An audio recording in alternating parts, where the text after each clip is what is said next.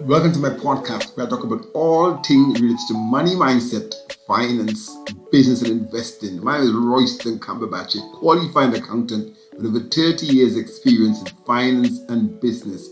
All right, so welcome to the next version of the Financial Intelligence Mindset podcast. And we are bringing you different guests with different backgrounds on different topics all the time. Today, I got a very special guest today, Steve Tosh. And he is actually the director, the owner of, a risk management company, to do with bribery and fraud and corruption. He's obviously based in the UK, but his company does a lot of work globally. I think it's actually his company is called Global Risk Alliance. So that the name and all tells you what his company is all about. So welcome to you, Steve. And Steve, I'll call you Steve if that's okay. Maybe you can just like tell us about your backstory. Growing up. Were you always into risk and corruption, or is something that you emerged into? I believe you mentioned that you had a background in law enforcement. So what was it like growing up in terms of thinking about business or thinking about being an employee? Let's talk about that. Sure. Yeah. Sure. Well, firstly, thank you, Royston, for the invitation to speak to you today. It's a great pleasure, and to talk about this subject that a lot of people are really interested in learning about. I suppose my backstory, fraud and corruption is something that, in many respects, I came into by not luck, but I joined. I'm a Scotsman through and through, but I live in England near Cambridge. But I joined the law enforcement way back in 1990. Wow. And around 1996, I got into criminal investigations, and I really didn't have an opportunity. I went into the fraud squad and looking at anti-corruption and corruption and bribery and fraud in large, high-value, complex contracts and projects. Yeah. And it was an area that I enjoyed, and I can't say why, because a lot of these cases lasted 2 or 3 years, wow, just on one case. So a lot of individuals didn't like it because they were just working on one case rather than many. But I enjoyed it, and it's something that I've really, really enjoyed and learned. And today, I think the thing that I like about it is the diversity of ways in which individuals can commit crime in these areas. Yes. And move monies from organizations, the public sector, private sector. So every day is a learning day for me as well. So which is what I like, because my job is, in that continual learning process, is how can I ensure that organizations are not impacted by these new risks. I like it. So I like it. Yeah, so for me, that's the joy in it, and that's why why I like it so much. Now, in law enforcement, I moved through the ranks, and I eventually headed a anti-corruption unit, headed an anti-money laundering team, and I also headed an intelligence capability, a national intelligence capability. Wow. And it was that area as well that helped me develop the model that I've developed today. Because particularly in the intelligence side, when I talk about intelligence, you're talking about information on crime risk. Yes. And it's how you use that information from an operational perspective on particular cases or particular risks, or how you use it for managerial decision-making, or how you use it for an organization's strategic approach. So how we use that for a 1, 3, or 5 year plan, how to mitigate that risk. I like it a lot. I like that. So that makes sense to me. Yeah. So really, I have a very strong background, as I said, in law enforcement, a strong background in obviously bribery and corruption, and we're more or less understanding how people do bribes and how people do corruption, if I'm correct. You know what I mean?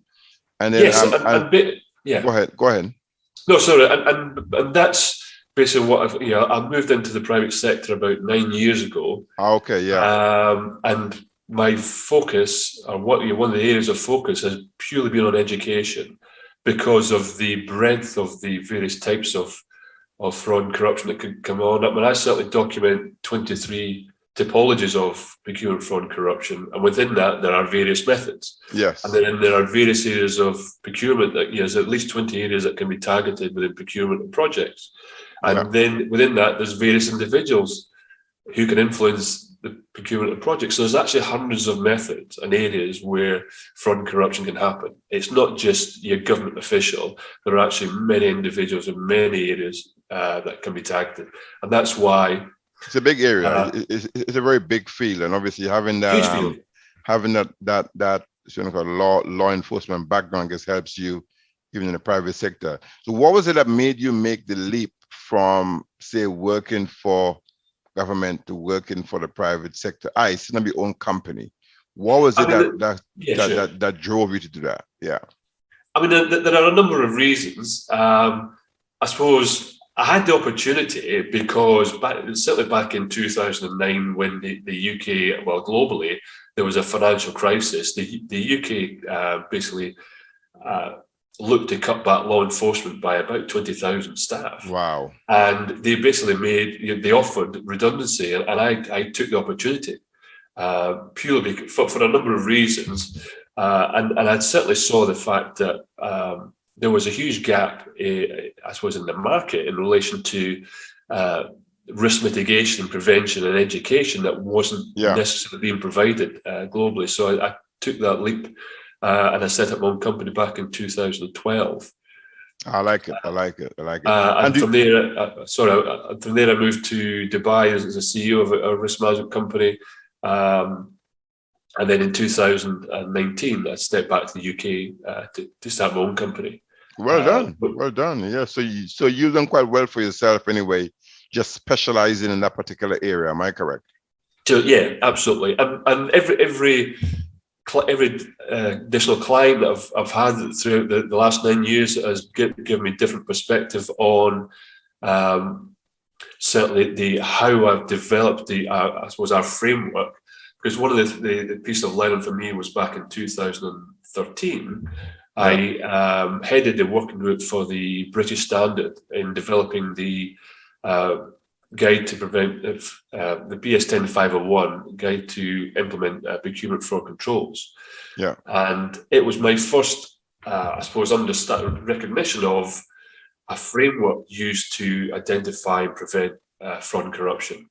Okay, cool. So you part of your company now, as you said in the last since coming back from Dubai and working in your own company.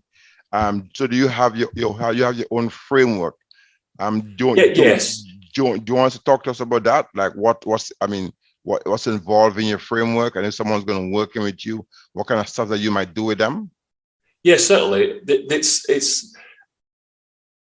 I've certainly for 9 years, two of the areas that I've always educated on was the risks to an organization, and then looking at the mitigation, and then particularly projects is laying over these risks into an organization's live project to see where they can be targeted by fraud.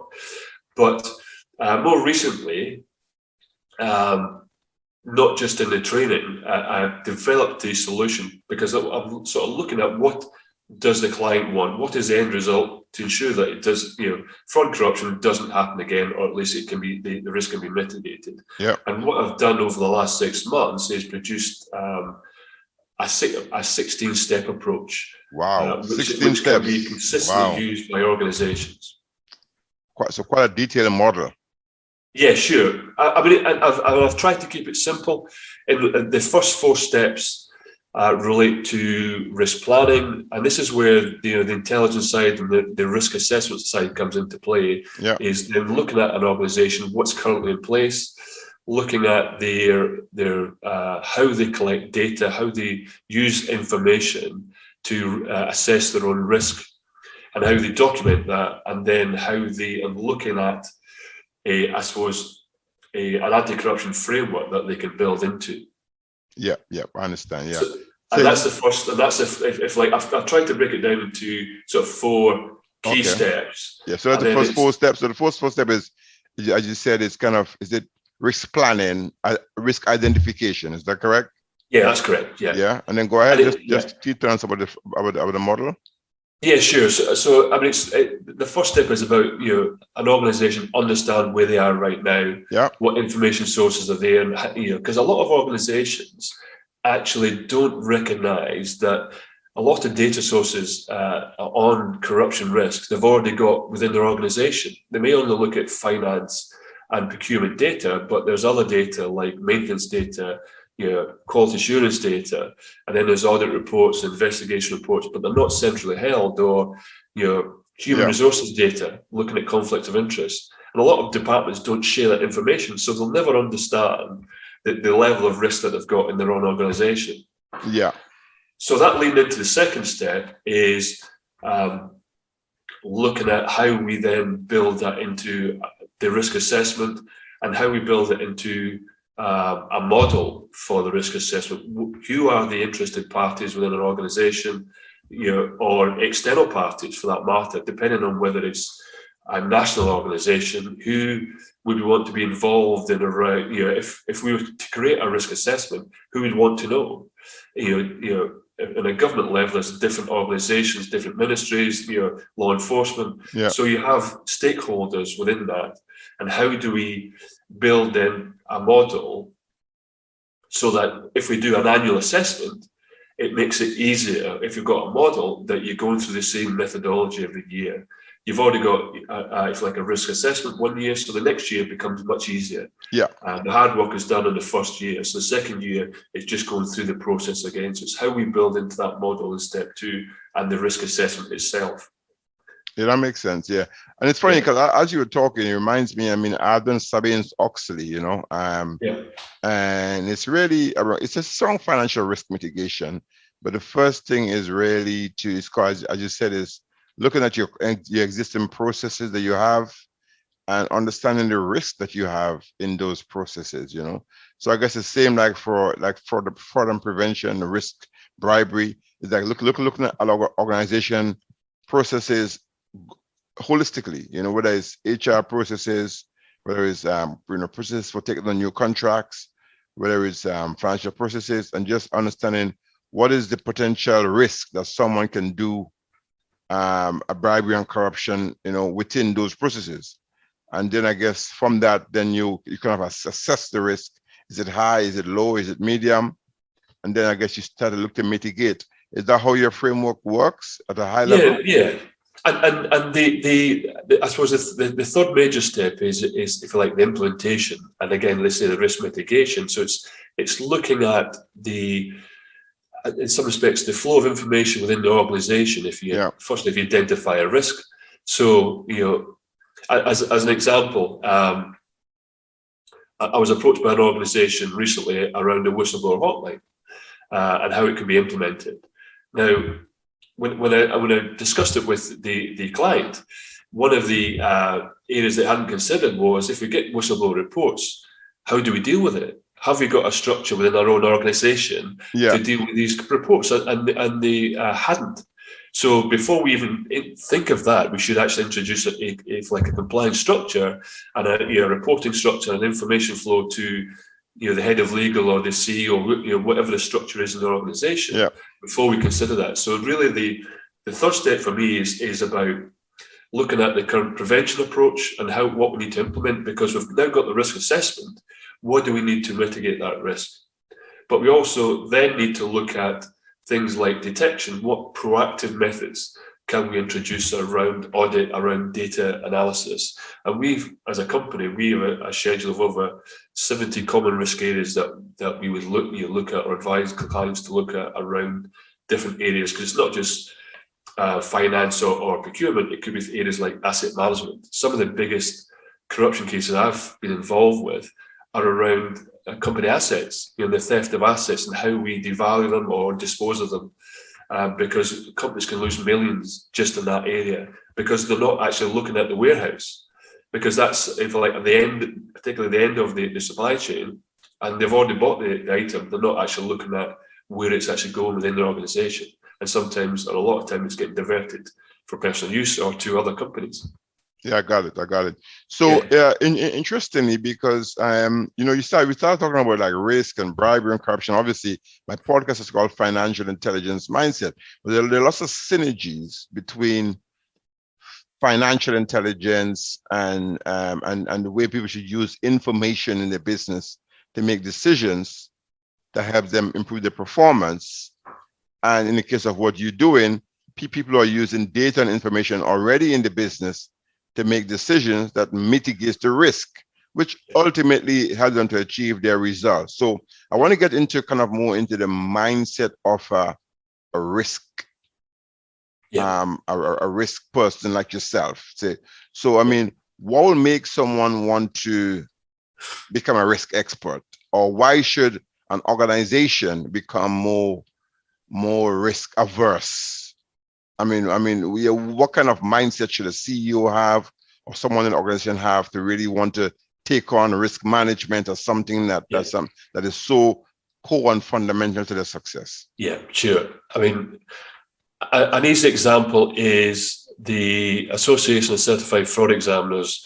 I think it was last year or the year before, highlighted.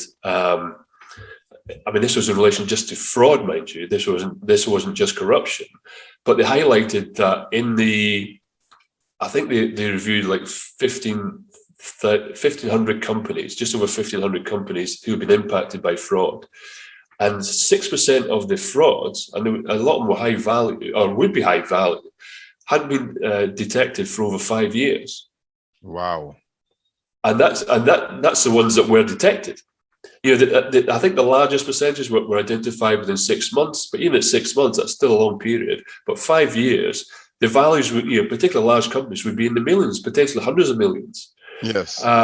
So having a risk structure, and I'm not saying that we stop it in all cases, but we certainly mitigate a lot of that risk, simply because, I mean, just paying for a few people.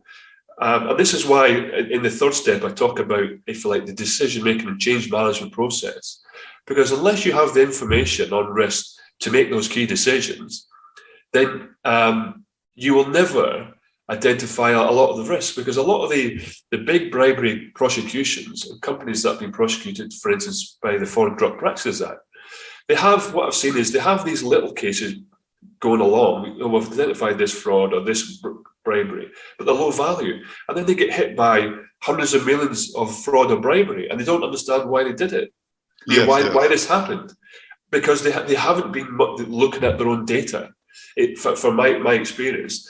Because if you look at your own data and identify where your sources are of risk, particularly if you're proactive in looking at your financial data, your procurement data, your asset management, it will highlight key areas of risk that will allow, if you have, I always talk about like a central compliance board or group, who make decisions around this data.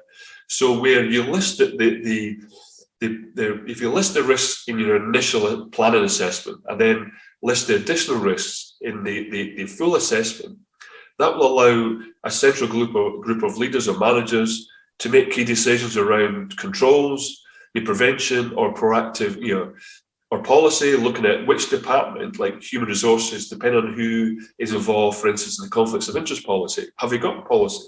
So it allows them to introduce, make decisions and introduce change management into the process.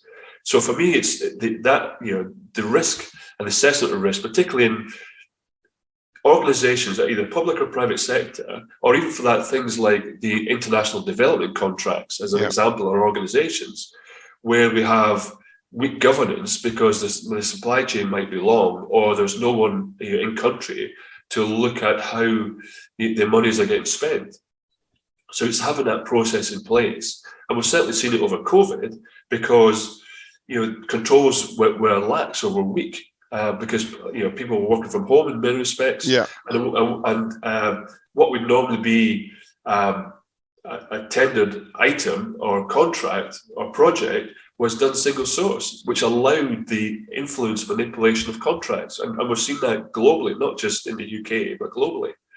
So having that, that key decision-making group that can allow the change management process and where they identify risk and then go back and say, no, these controls aren't working, or we need to change the policy, or we need to add additional resources, get additional expertise to look at the compliance process. If we have that decision-making process, that allows the process to work. Yeah, I got it. So in terms of, I mean, I'm still trying to get into some of the kind of cultural shift that an organization has to make in order to because sometimes people, they have the data, they have the information, they're probably not aware of the risks. But now you come on now and you saying to them, no, guys, you need to be looking at this information. You need to be having a function that analyzes this kind of data. I mean, what kind of shift they have to make in their culture, in the way they work, or in their behavior in order to take on board what you're showing them? I mean, from your experience, I mean, yeah. Yes, no, and it's one of the steps. The step 2 in our 16-step model is looking at the current culture. And when I talk about culture, I'm talking about 2 things: communication and engagement.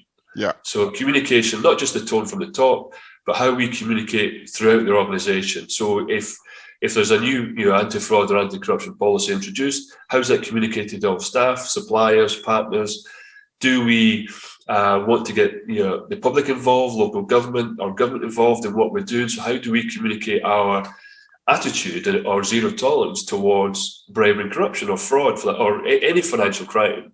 So it's about the communication, first of all, and then engagement. I mean, for me, if we're going to change culture within an organization, we have to have our own staff drive the culture. Yes, of course. So therefore, they have to get involved. So if we want to introduce a new anti-fraud initiative or anti-fraud, anti-corruption culture, we have to get their input, whether it's through a forum or questionnaires, but it has to be a regular. So it's regularly introduced, talked about within the organization and outside the organization. Do we have something on a website that's briefing about what we're doing? Yeah, I understand. Do we engage suppliers, as an example? Because one of the things I don't see many, if any, organization doing is we look at our own organization for fraud risk or corruption risk. So the supplier or the partner may be the risk. However, when we're onboarding suppliers, do we ask them, what are you doing to protect our organization? So what's your anti-fraud policy? How do you communicate with staff? How do you train your staff on corruption and fraud risk? So we should be asking those questions before they become a supplier. Yeah. So therefore, it reduces our own risk and revenue loss ultimately. Yeah, well, ultimately, that's called due diligence, right? In terms of absolutely, absolutely. But in the due diligence part, we may look at the size of the organizations, how much the organization's making. Maybe may even look at the shareholders or the executives. But what are we doing in relation to anti-fraud and corruption? And in that part, I just don't see that those questions getting asked.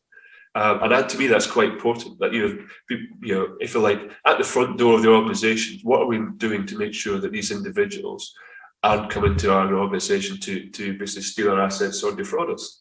Yeah. But I guess as much you will have to have, as you said earlier, preventative measures and detective and preventative measures. You know what I mean? Yes, absolutely. Yeah, and one thing that came to my mind earlier as you was talking, because I said I have done some level of risk management, but not mainly financial risk management is really my area of expertise. We have something called KRIs, key risk indicators. Whereby you have certain triggers that can trigger. Based on this, and it's all based on data, based on information, based on people's behavior that can really trigger, So I guess, from a cultural perspective, you have to be able to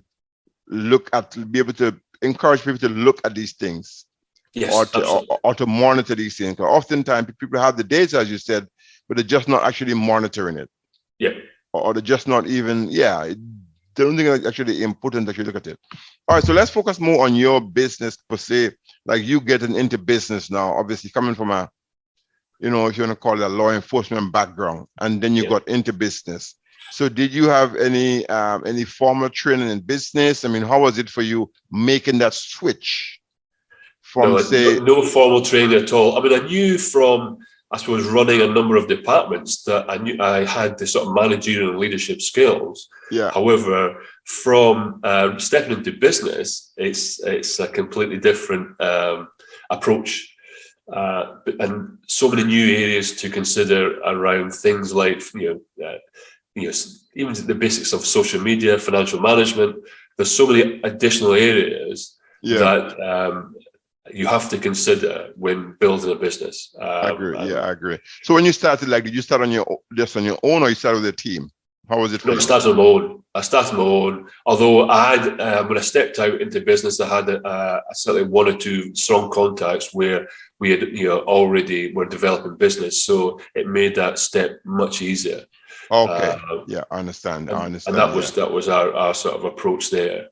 So it was a valuable step, and it linked us in with, for instance, I was the Global Anti-Corruption Advisor for the Chartered Institute of Procurement and Supply at the time. So it allowed me to get into international clients and advise them on corruption risk and training and consultancy.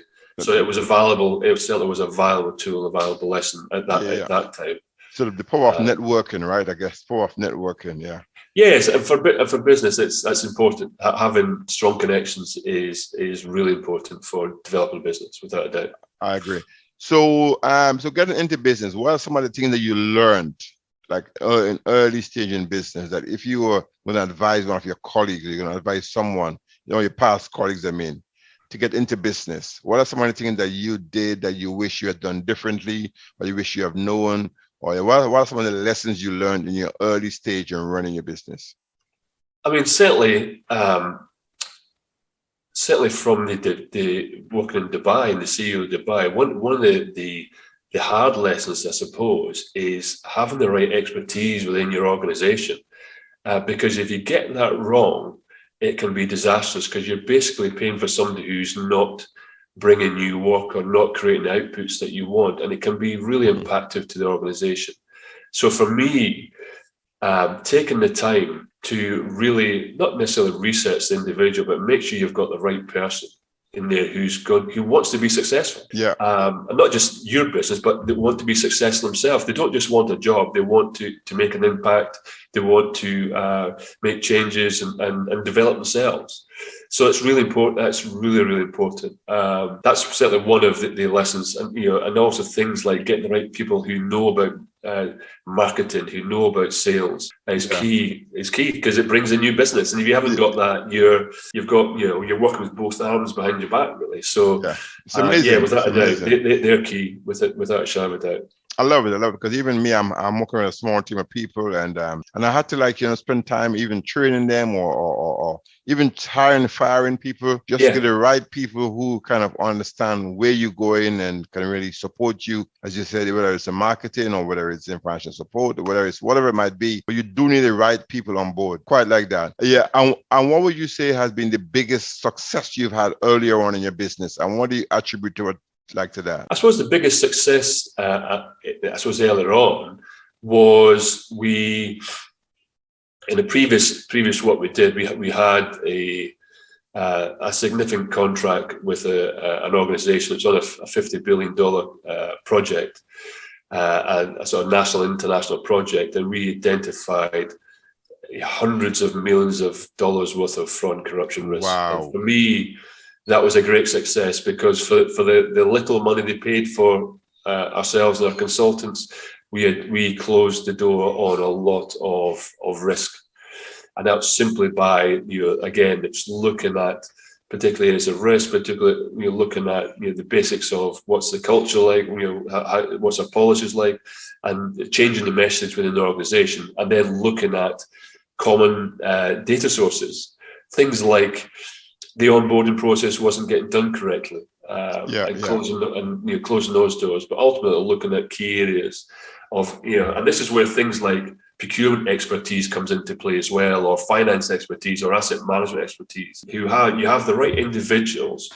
You might not necessarily be able to say that there's fraud there, but what they can say is there's something wrong with this organization's process in these areas. And then we can look at what is the root cause.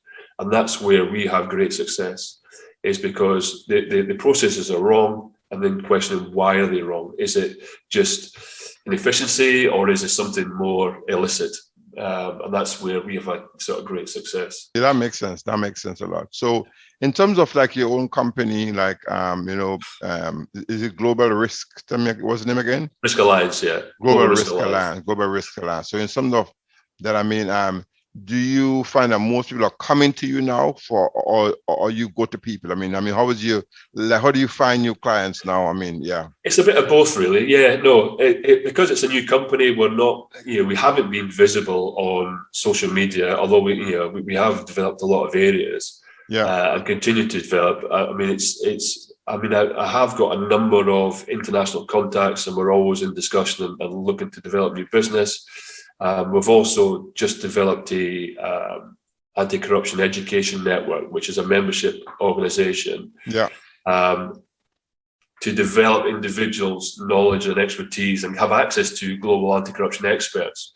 So that the marketing of that is key for us, because it will bring in individuals and organisations into our environment there. But it has been a challenge because for any new business, it's making yourself visible to the right clients, and it's identifying the right clients. Correct. Yeah. Because regardless of fraud and corruption, a lot of organisations are not interested. As an example, in the oil and gas sector, over the years, they've made so much money that, fraud and corruption is incidental in many respects because there's so much revenue there. So they haven't placed the proper emphasis on compliance and risk for individuals to look at organisation risk. But now that the revenues have dropped out the market, yes. they're now trying to protect the revenues. Yeah, that makes sense. For the challenge for us is identifying the right clients who are interested in risk mitigation, who want to protect the revenues and want to have an impact in their organisation, and particularly from a national perspective. In developing countries, as an example, we want to make sure that we protect these revenues, that they don't get diverted to Dubai or somewhere else, to hide the monies. Yeah, so, makes sense. So for me, that's really important. So that's the key challenge. That's the key development area for us is identifying individuals and organisations that want to make an impact in these areas. Yeah, but I guess as you say now, the educational aspect is quite key, right? Educating your potential clients or educating the community, educating people on the importance of risk and identifying people in your organization who might be up to corruption and bribery. So I guess that's a really, really, really, really important aspect. You know what I mean?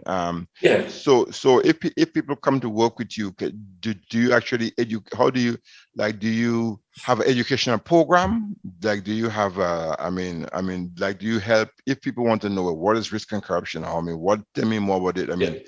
Have you got a program to kind of educate people on that? Yeah. Basically, it ultimately depends what the client wants, because every client's different, and they may only want half a day on it, or they might want the full training. For me, to make the greatest impact, what the sort of method of the 16-step approach is. Firstly, you talk about the risks. So individuals understand what the 23 typologies are. They understand where within their organisation they can be impacted, your key roles and individuals that can influence and manipulate the process. So that's the first day. Yeah. And the second day is about risk mitigation around detection and various methods. And then the third day would be taking a live project. So you have, particularly if you've got the expertise in the organisation who work on the projects, they understand the risks already. So when they have this additional knowledge about fraud and corruption, they can then lay that over their own project. So they will then tell you, because I don't really necessarily need to do all the work, because I would understand where the risks are in any project. That once they talk to you, we've got for instance, the CEO involved, or senior change managers or project managers or procurement, quality assurance staff, whoever's involved in the project, to then walk through their role and the key stages of the project. they basically create their own risk register, because they then understand, they understand that, oh, there's a risk there, I never thought about that. So the actual fact, what they do, and this is one of the values of doing this, because at the end of the 3-day training course, they come out with, if like a draft document or a risk register for their project. Yeah. And particularly where a project is done more than once, it's a huge value, because then you can then update it from the first project and add it to the second. Makes sense. Yeah. So there's huge value for me. There's huge value in training. I'm certainly in a number of clients. They've had, if you like, not necessarily the eureka moment, but they've realised, one, that they've actually got fraud going on right now. Yeah. Because they suddenly recognise, oh, that's why that individual did change that to single source. It didn't make sense at the time, but now it makes sense. So then they go back and look, or they've looked at their own organisation and realised, like they haven't got a compliance department, or they haven't got a whistleblower policy to protect individuals where they've had whistleblowers before. Or for instance, one organisation, they had a lot of FCPA risks, or didn't appreciate, because they weren't looking at all the data sources. Yeah. But actually, fact, they've got a lot more, because they dealt with a lot of cash management as well, and events. So they're paying people in cash, and they actually didn't realise potentially there's a bribery risk there. Yeah. So what they did from our training, they introduced a new department around data management and data assessment of their own data. I think it was around 8 people to look at their own organisation data to mitigate the risk. So the potential for education is huge. Not just the individual's knowledge, but ultimately can impact an organisation and the change management process. So is your training online? Is it a particular location? Like how can someone, if someone was listening to this and it goes, wow, this is anti-bribery, anti-corruption, this is something I need to look into, because this guy Stephen Tosh sounds like he's the right man to work with. Global Risk Alliance, they look you up and it goes, now we want to kind of book on a course or whatever it is. Is it an online course, or you have to be there physically? It's a bit of both, really. I mean, within the membership organisation, we've got a lot of online courses. We've got a lot of webinars and podcasts that they can dip into without the groups that are there, and without the access to the experts. So that's one part, which to me is hugely valuable. Yeah. But I also do one-day courses online, which you can access through the website, or I'll do on-site training with organisations. Although that's basically all training organisations realise didn't stop because of COVID for the last year and a half. But that's there. So there's a real breadth of opportunity. I mean, I travel internationally, and I've also done a number in the UK for organisations on different aspects, or developed courses around their organisation. Because it's not a case of, this is my course, that's it. I always talk to the organisation before and look at their requirement and risks. Because one of the new things that I've introduced is I like organisation, because one of the I suppose the challenges in any course or any organisation that wants to send people on training is that, it's just another course. What does the organisation get out of it? Yeah. Well, the method that I've recently introduced is that firstly, the individuals going on the course will take one of our e-learning courses, and then what they have to do is an assignment around that course and their learning, and how that learning will impact their organisation. So it's looking at, if you like, fraud management. Yeah. And so automatically you're creating a document, you're creating a risk register already around, because it's individuals within your own organisation that identify the risks. Yeah. So from the learning, they're getting that, and then they will present their findings in the training course. And at the end of the training course, like I said, the organisation then gets a report and a risk register of all the risks that were highlighted and identified within the training course, and it can be quite impactful. I've certainly done it before around, and one of the organisations was around 20 pages. Yeah.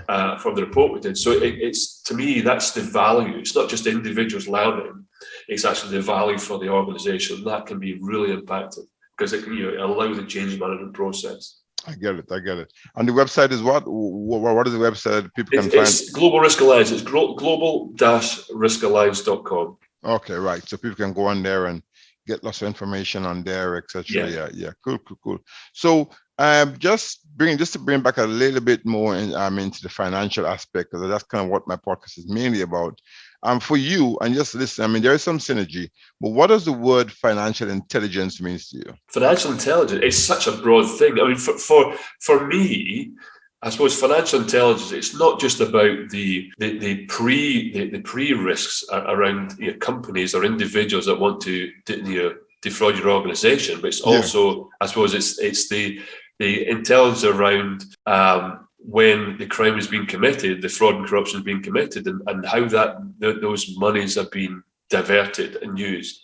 And I like to use one example, and this is where why the assessment and regular data analysis, particularly in larger organizations who have a lot of invoicing, a lot of purchasing, is looking at that data regularly or consistently. Yeah. Because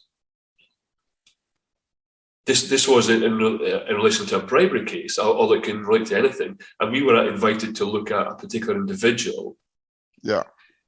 And one of the areas we looked at was looked at a period of 6 months invoicing in relation to all organizations, and then looking at the change of bank account details, because that we felt that may be one of the areas in which money was getting diverted out of the company. Yes. Now, when you take a snapshot for all the companies, there should be 1 or 2 changes in a 6-month period, but there shouldn't be many. But within this organization, there was hundreds. Hundreds of what change of banking details? Hundreds of change of bank account details. So the companies, so suppliers' bank account details were getting changed.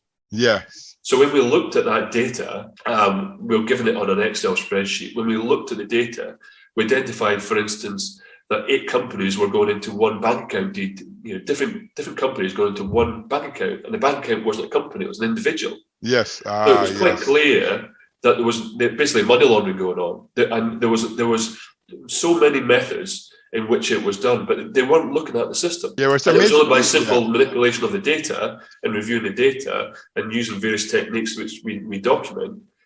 We've identified various methods, and unfortunately, the organisation didn't invite us to progress the investigation. They did that internally because they realised what they had was, it's not organised crime necessarily, but it's organised criminality. There was a number of individuals within the organisation who were diverting monies to their own bank accounts. Yes. Who colluded to do that? Yes, basically. And it's amazing, because in my early career, like in the UK, I was like a treasury manager for organisation, and I was involved in managing all aspects of the cash management, as well as in terms of making payments. It's a smaller company, so and it's easy. And even back then, as talking about almost 20 years ago, I identified how easy it was to kind of, maybe raise an invoice, get it approved, but just have the funds diverted to a different bank account. So, so it appears like if you're paying the company, the person authorizing believes that they're paying this company for this, kind of service, but the money are being diverted to a different bank account. Well, oftentimes these things in bigger companies have to be done by a number of people who kind of come together and they kind of like collude or agree to work together. And as an example, one company, and this was a bank actually, there's usually, for instance, in procurement, there's 3 steps. You create the requisition. So someone identifies a requirement, and they create what's called a requisition to say, we need to buy this item or product or service or whatever. Then they create, someone else should create then a purchase order. So if like create a requirement and if like the contract to buy the item, and then the third part is the invoice. Yeah. So when we looked at that from on the finance side, when we talked to the finance people, it was estimated that around 6% of the invoices didn't have a purchase order or a requisition. So basically, whether there was fraud going on there or not, we don't know. But what it highlighted to me was the only control in the whole organisation was at the accounts payable part. So the initial steps of the requisition purchase order weren't being carried out. So the only control was in finance. And they'd outsourced a lot of the payment part. This was a UK organisation. They outsourced the accounts payable to India. Yes, it happens. Which to me didn't make sense. It happens. Yes. Yeah, I mean, they thought it makes sense because that it adds another layer of security, but it doesn't, because now you've got individuals in India. If they know that the first two parts of the organisation's control structure isn't working, the only control that's working is the accounts payable. So for me as a fraudster, that's the area I would target, because there's only one control left. Yes. It's a big area. It's a big area. Risk control, financial control. It's really a big area in companies, you know what I mean? So as we're looking to kind of wrap up next few minutes, what are some of the reasons that you found that people are motivated to do this kind of frauds and stuff, just from your own experience?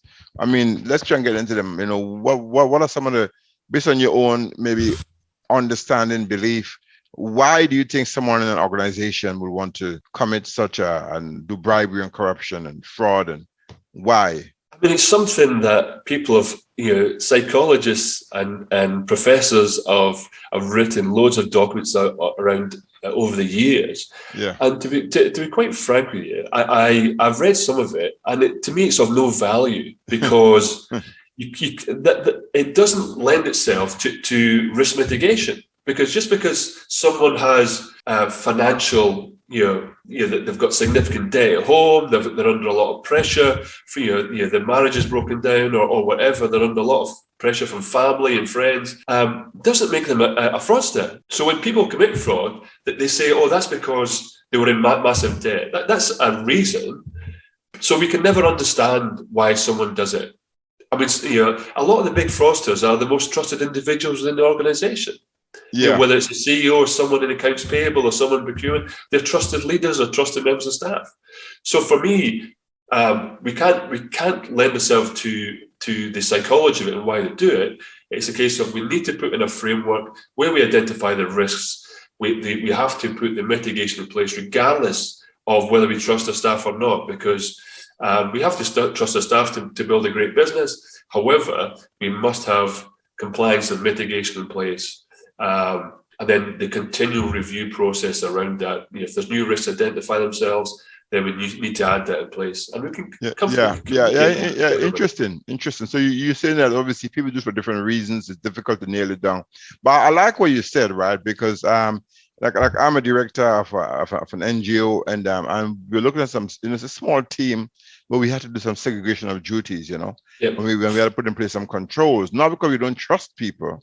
No. But because that's what you have to do, right? You have to do your controls. Yeah, absolutely. So to avoid people, even if they're trustworthy, you still need to be able to prevent and detect anything that might go wrong. You know what I mean? Yeah, and it's absolutely right. I mean, I'm a trustee in a charity. Yeah, and it's I have to justify the money spent and protection of those monies. So it's vitally important in business.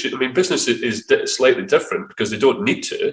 But for me, particularly a not-for-profit organisation, we have to protect the revenue. That's vitally important. It's very, we have to demonstrate that. Yeah, it's very, very, very, very important. Yes. So one of my last asked question all the time to people. Obviously, it seems that you've done well for yourself. Whether in working in, in sort of as an officer, as well as working in your own business. What does a wealth mindset mean to you? Mindset. A wealth. Wealth mindset. Yeah. I mean, it's, for me, it's if we have a wealth mindset, it's about you. It's your personal development. It's your continual learning, an attitude that you can succeed in everything you do. And not just yourself, but how you help others in being the success they can be. So, and it's one of the reasons why I produce a lot of information on our website. I produce a lot of free documents because I want everybody else to succeed in this. I want individuals to understand the importance of education. Yes. And how it can impact themselves in this field or their organization. So having a wealth mindset is to me, is not just how we intake information, but how we give it out as well. Now, whether that's through charity or whether it's through our own business or through our own family, it's having that success mindset and how we help others. I like that. So it's like continuous learning and also giving back. Yeah. Yeah. Good. All right. So Stephen, so if someone wanted to get in contact with you directly, I mean, where do you hang out? Where can they find you best? Tell us about that. Yeah, various locations. You can contact us through our website. We've got a contacts page there. I'm across social media on LinkedIn, Facebook. You can certainly find me on there and contact me there. I think I'm on Twitter as well. I'm happy for any conversations, any direct messages. And if you want to talk about a solution or just want guidance, I'm more than happy. I do that on a consistent basis. If you want guidance and direction on what you need, I'm more than happy to have that contact. Yeah, and you operate globally, am I correct? Like, so yes, that's correct. Yeah, you work across. I mean, this podcast, I realize you're listening. I was just looking at some of the stats. He's listening a lot in Cape Verde, Ghana. I was listening most actually in the US. Interesting. Yes, and again, because they have, you would think the US, they've got a lot of law, structures in place, expertise there, but because of their values, in the billions, if not trillions of dollars worth of procurement, they get hit. It's just a natural thing, but they're interested in taking action. So that's probably why you have one of the reasons why you have a lot of listeners, because it adds value to that. In West Africa, there's a lot of. I mean, we operate in West Africa, and they're interested. They want to learn. They want to learn about risk, about finance, and to make an impact themselves into the country. So I understand why you've got this followers. I would imagine in West Africa, it's an emerging. People are kind of on the.